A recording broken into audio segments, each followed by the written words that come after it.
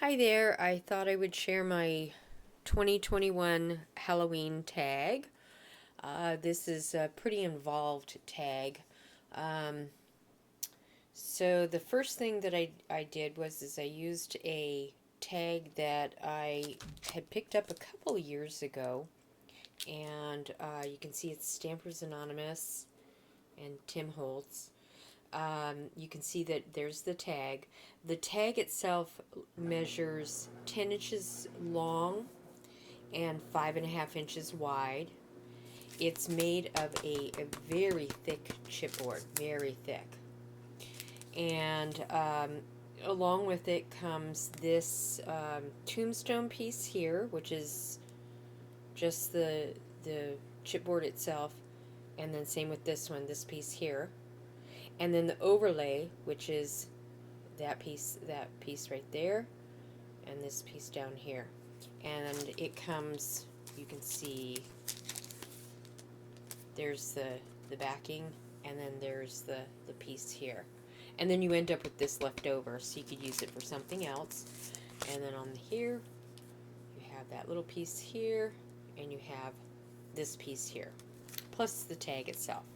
And it also comes, I took it out, but it has a chipboard reinforcer, I guess you could say, but I didn't need it for this project. So that's the tag that I ended up using, and I colored it with, you probably can best see it on the back, the Black Soot Distress Stain.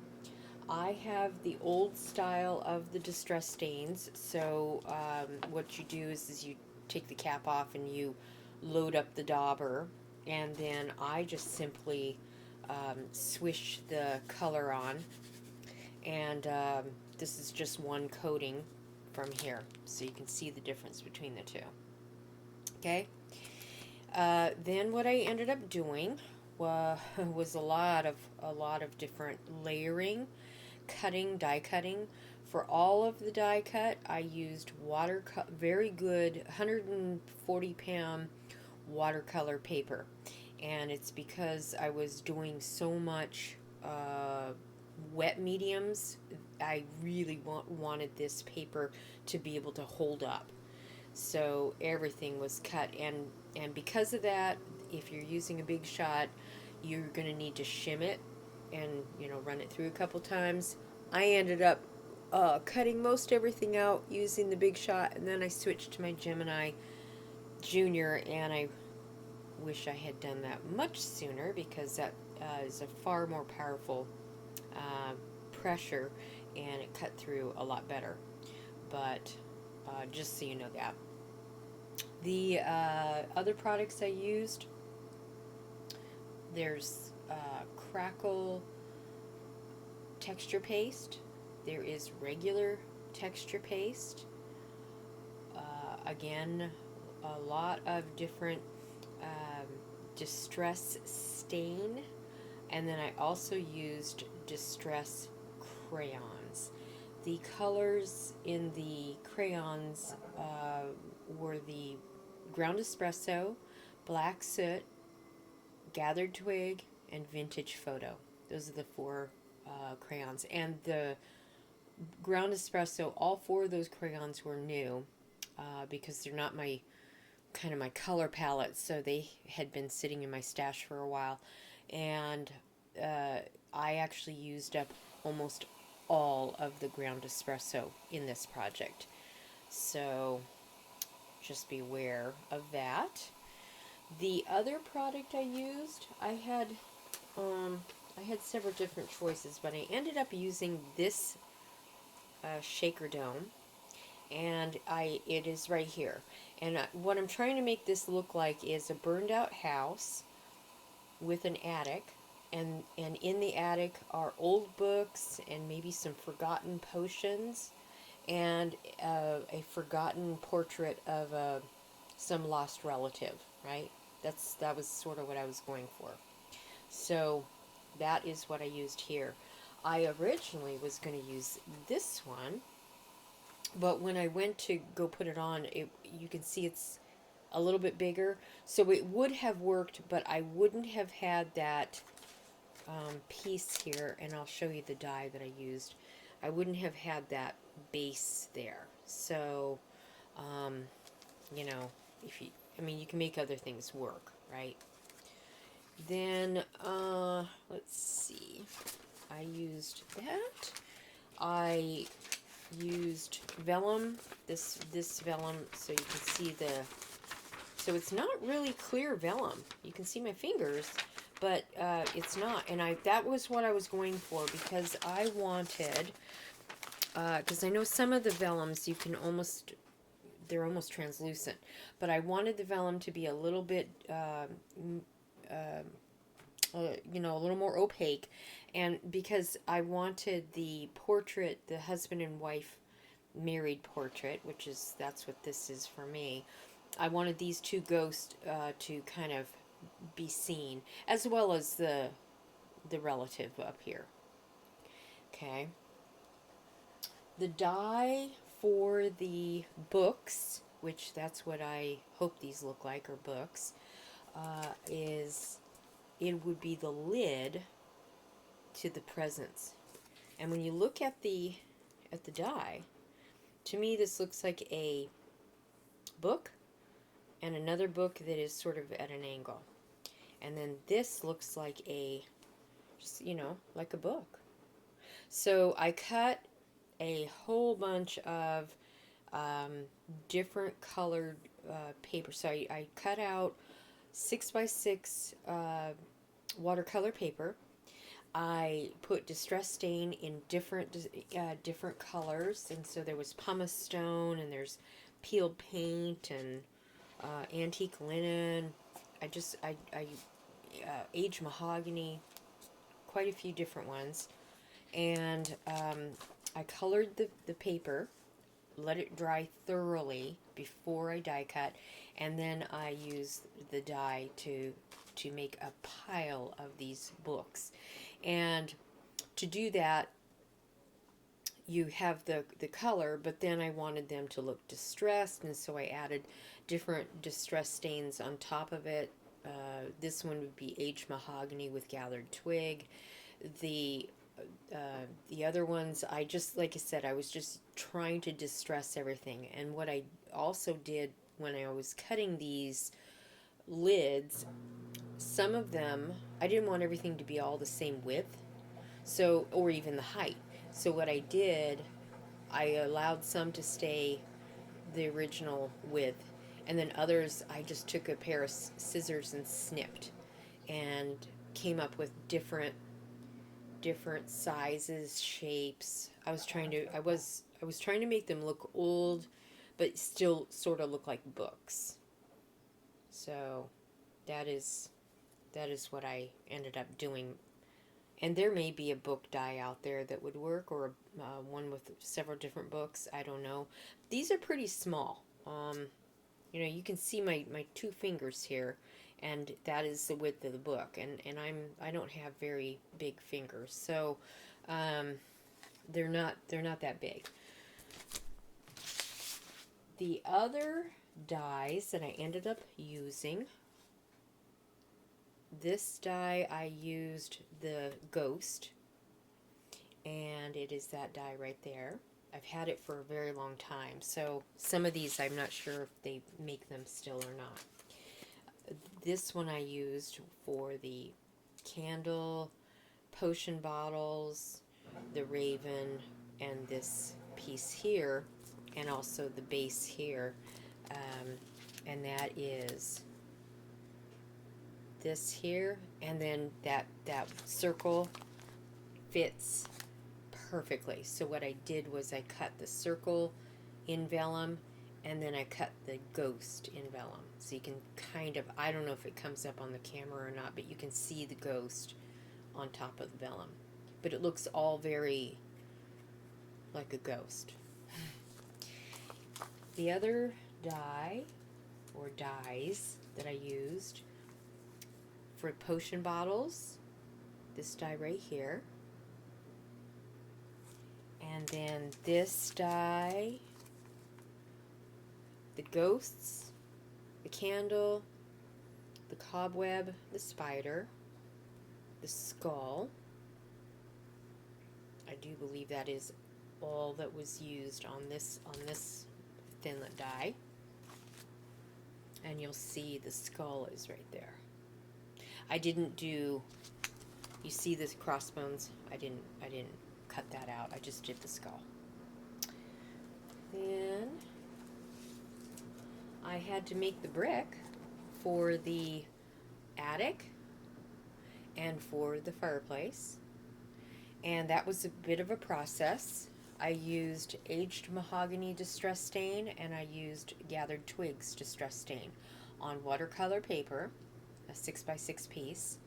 I then allowed that to dry, and when I put the aged mahogany down, I put that down first, and then I went just in certain areas with the gathered twig. Allow it to dry completely, die cut a whole bunch of these, a whole bunch of these. I squeezed as many of these, of this die onto that 6x6. I think I was able to get 4 cuts out of it. And then I proceeded to take a 80-pound black cardstock, and I just put down about a square of the distress collage medium, and then I took tweezers and I picked up each of those bricks that I had cut out, and I just laid down and made it like I was making a brick wall. Once that was done, I then went back over with black soot crayon, and I dabbed it here and there. I'm not sure how well you can see it, but I dabbed it on here and there, and I wanted it to look, like burned bricks. The brick wall was back there. There had been a fire. That's what I was looking for. Once that was done, I cut out the little piece here, and for that die, do I have it yet? Have I shown you? No, I haven't shown you. This is the die I used for the fireplace, and for that I cut this piece out here.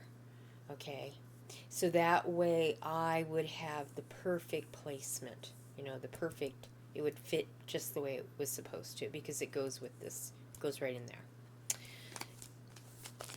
So I cut that out, and then for this here, for this back wall, I used this piece.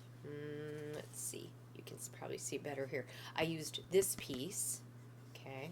I used that as my guide, and I cut it out to be the front of this piece. Then I was able to do the overlay. Okay.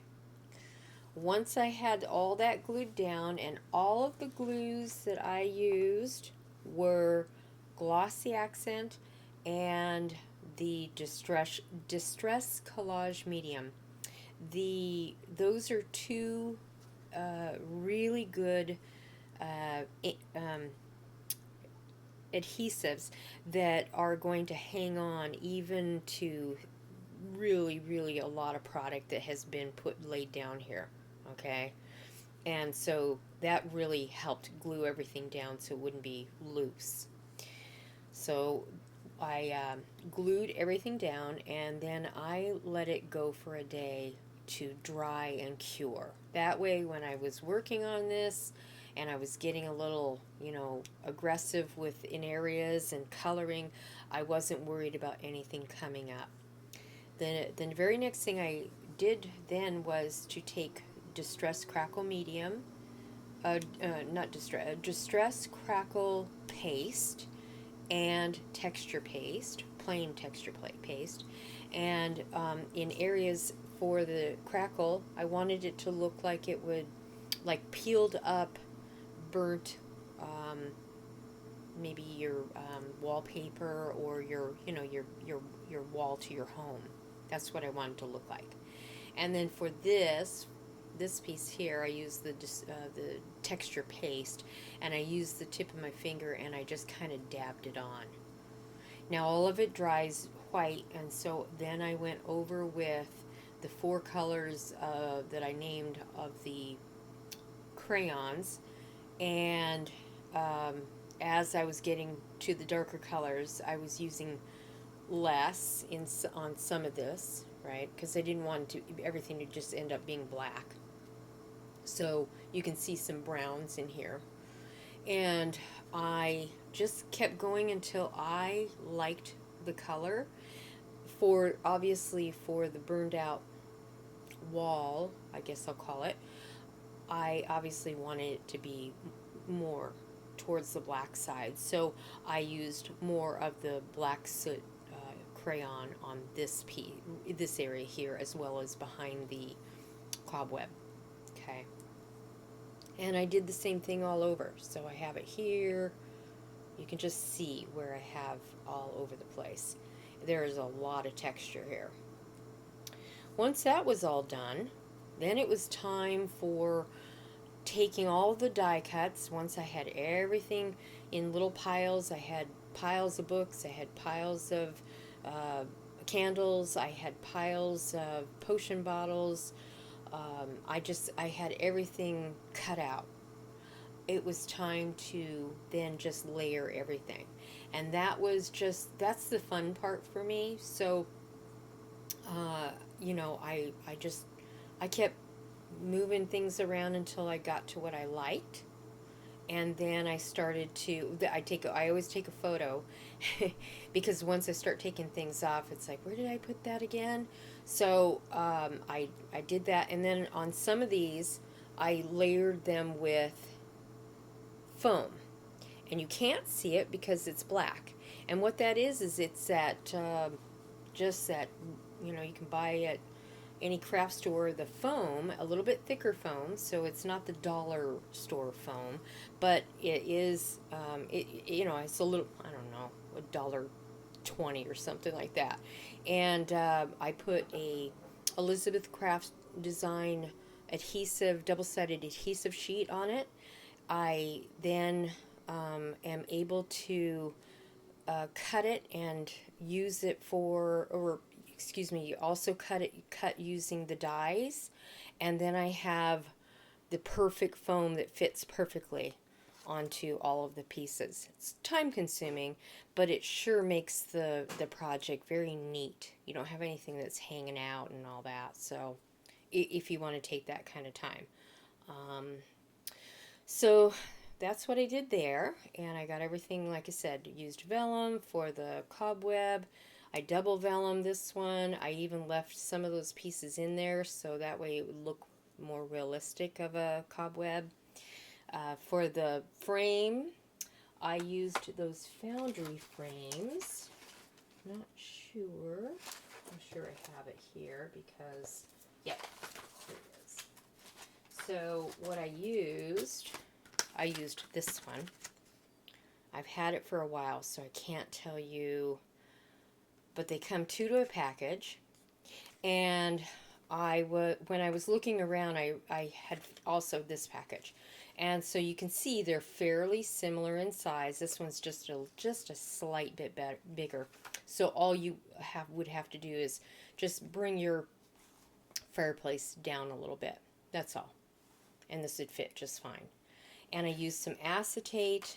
I then backed it up with some wood grain paper. I had cut the ghost, and like I said, I was trying to make it look like a husband and wife ghost, like they just got married. And the hat was just from my stash. All I can tell you is the Wendy Vecchi. It was in a package that had Wendy Vecchi's name on it, and I've had it for a very, very long time, so I'm not sure where that came from, but anyway, it finally came in handy because then you can differentiate between the husband and wife. Let's see, is there anything else to go over? I think that's it. So, I mean, obviously, I took the grate and I used a couple of different distress embossing powders. So I used black soot and I used walnut stain. And then I went back over with brushed pewter on my fingertip and just sort of tapped it a little bit to kind of give it like a burnt metal. That was what I was trying to make it look like. But outside of that, I think that's about it. So I hope it was kind of fun to walk through this. And I have been making a lot of things, so I will be happy to share some of my maybe less labor intensive projects than this one. All right, take care.